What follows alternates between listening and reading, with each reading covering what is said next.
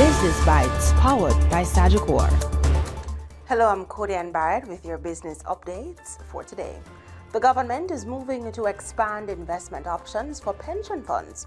Speaking at Tuesday's Pension Industry Association of Jamaica PIAJ luncheon, Prime Minister Andrew Holness revealed reforms are underway to allow a measured expansion of investment limits for pension funds, including a phased increase in allocations to private companies and greater flexibility for foreign currency exposure.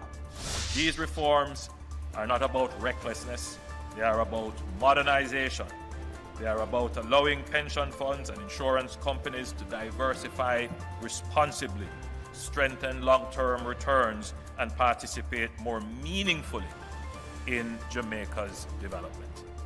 This is especially important in the post-Melissa context.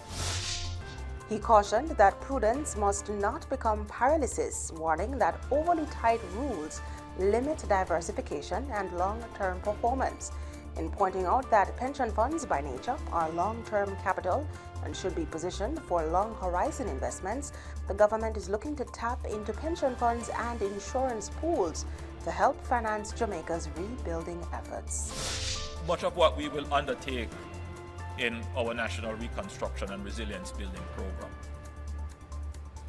will create long-term assets for the public good, for which the public must use, and which will generate long-term streams of reliable income.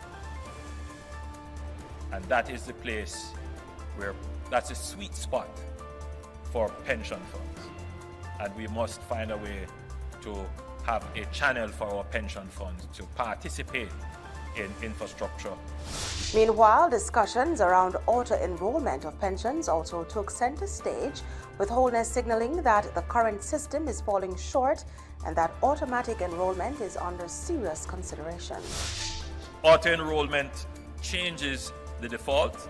It makes participation the normal starting point while preserving choice. It shifts the system from waiting for workers to opt in to including them by design, while allowing them the option to opt out, which I hope they don't. Auto-enrollment could help reduce old-age poverty, but it cannot solve the problem on its own. He noted that many Jamaicans operate outside the formal workforce and others frequently move between jobs, limiting their access to consistent retirement savings. He pointed to micro-pensions as a critical part of the national conversation aimed at expanding access and strengthening the overall pension system.